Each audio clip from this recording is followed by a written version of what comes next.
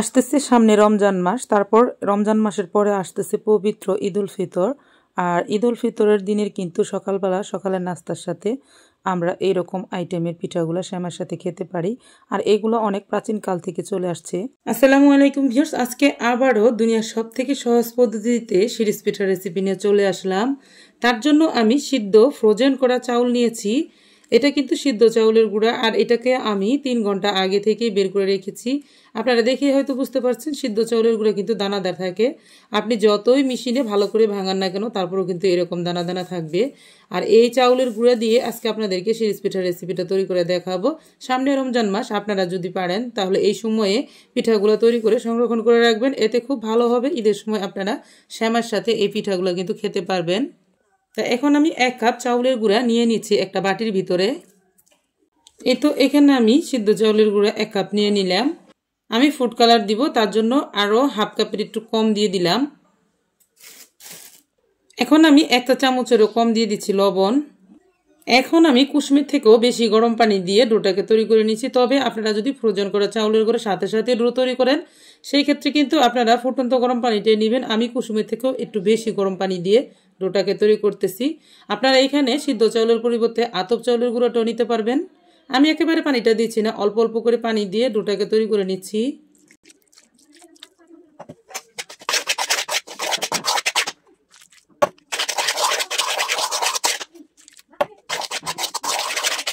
ভালোভাবে মেশানো হয়ে গেলে আমি এখানে হাত দিয়ে 3-4 মিনিট মথে নিচ্ছি।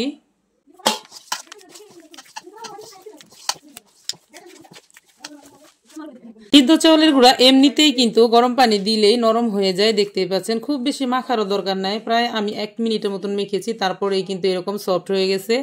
তো এখান থেকে আমি এতটুকু পরিমাণ করে করে একটু একটু করে ডো নিয়ে এগুলাতে আমি 2টা ফুড কালার দিয়ে দিছি।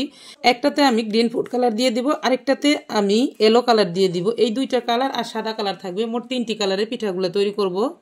প্রথমে আমি এখানে ইয়েলো কালারটা দিয়ে দিচ্ছি 2-3 ড্রপসের মতন।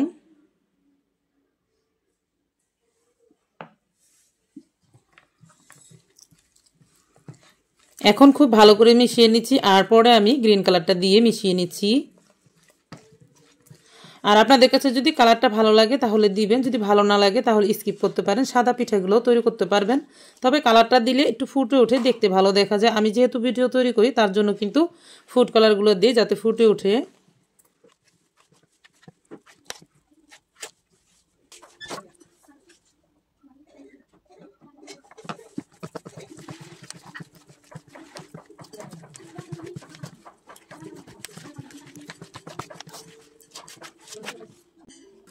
এই তো আমার কালারগুলা কিন্তু রেডি করা হয়ে গেছে। এখন পিঠাগুলা তৈরি করব। আমি এখানে 3টি কালারের জন্য 3টি শিরিষ নিয়ে নিয়েছি। তবে আপনারা যদি এই শিরিষ দিয়ে তৈরি করতে না চান তাহলে কিন্তু প্লাস্টিকের পলির ভিতরে বড়ই কিন্তু আপনারা তৈরি করতে পারবেন। সেগুলো হোক চাষি চিনি গুঁড়া পলার চাউলের প্যাকেট অথবা আটার প্যাকেট দিয়েও তৈরি করতে পারবেন। আর এইরকম পলার চাউলের প্যাকেট আটার প্যাকেট দিয়েও পিঠাগুলো কিন্তু আমার আপলোড করা আছে, আপনারা চাইলে সেই ভিডিওগুলো কিন্তু দেখে আসতে পারেন। এখন আমি ডোটাকে ভরে নিচ্ছি।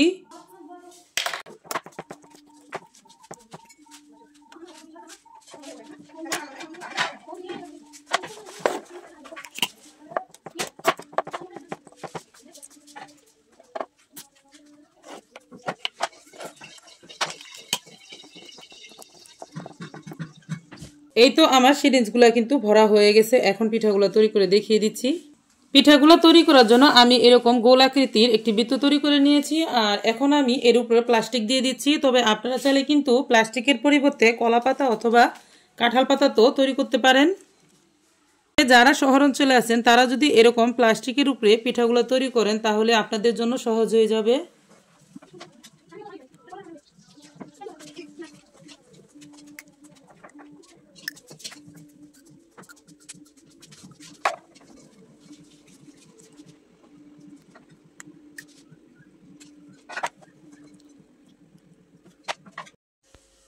আমি একটু কাছ থেকে জুম করে দেখিয়ে দিচ্ছি। প্রথমে আমি গ্রিন কালারটা দিচ্ছি, আর তারপরে সাদা কালার, তারপরে দিচ্ছি আমি ইয়েলো কালার।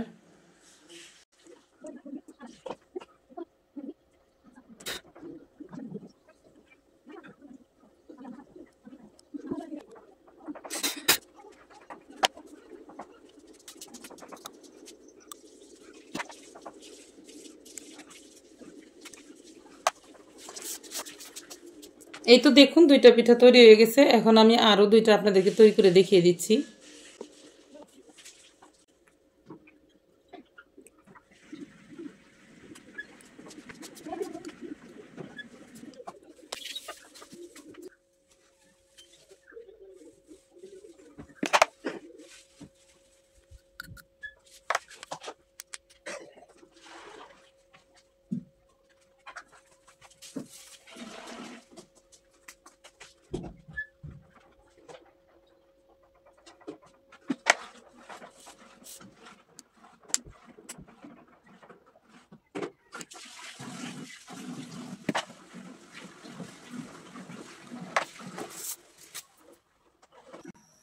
এই তো প্রিয় দর্শক দেখুন পিঠাগুলো আমার কিন্তু অনেকগুলো তৈরি করা হয়ে গেছে। এখন এই পিঠাগুলো আমি ভাপ দিয়ে নিচ্ছি।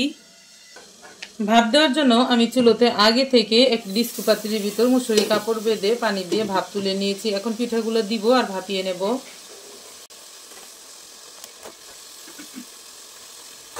পিঠাগুলো দিয়ে প্রায় 30 সেকেন্ডের মতন ভাপিয়ে নিলেই কিন্তু ভাপ দেওয়া হয়ে যাবে।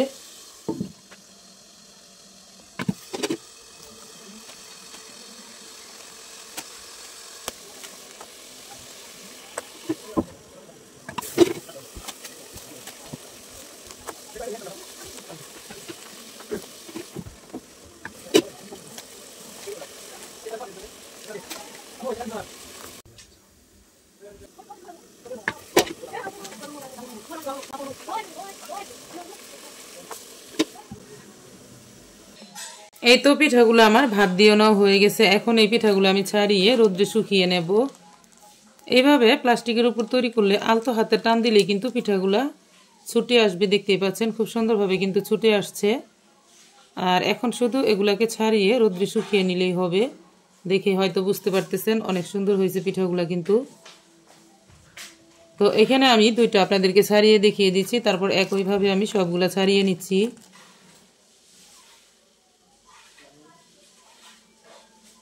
পিঠাটা কিন্তু অনেক বেশি নরম এবং সফট তুলতুলে হয়েছে। এই তো প্রিয় দর্শক সবগুলা পিঠাই কিন্তু ছাড়িয়ে নেওয়া হয়ে গেছে। এখন এই পিঠাগুলো আমি রোদ্রে শুকিয়ে নিচ্ছি। এই তো ভিউয়ার্স দেখুন সবগুলো পিঠাই কিন্তু আমার খুব ভালো করে শুকিয়ে নেওয়া হয়ে গেছে, দেখতে পাচ্ছেন।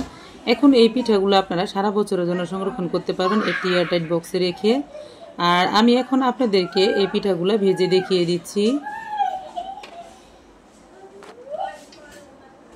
পিঠাগুলো ভেজে নেওয়ার জন্য আমি চুলাতে পর্যাপ্ত পরিমাণ তেল দিয়ে খুব ভালো করে গরম করে নিয়েছি। এখন পিঠাগুলো দিব আর উঠিয়ে নেব।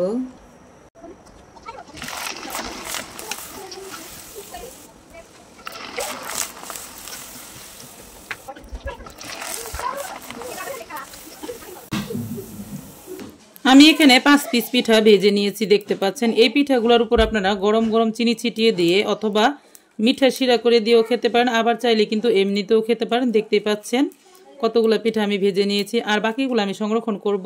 আর এই ভিডিওটি যদি আপনাদের কাছে ভালো লাগে বা আপনাদের কোনো উপকার আসবে বলে মনে হয় তাহলে কিন্তু আমার চ্যানেলটিকে সাবস্ক্রাইব করে রাখতে পারেন। আর যারাই ফেসবুক থেকে দেখছিলেন তারা চাইলে ভিডিওটিতে একটি লাইক দিয়ে দিতে পারেন। তবে আজ এই পর্যন্তই, আরও একদিন চলে আসবো নতুন কোনো পিঠার রেসিপি নিয়ে ইনশাআল্লাহ। ততক্ষণ পর্যন্ত আপনারা সকলেই ভালো থাকবেন। সকলকে জানাই অসংখ্য ধন্যবাদ। আল্লাহ হাফেজ।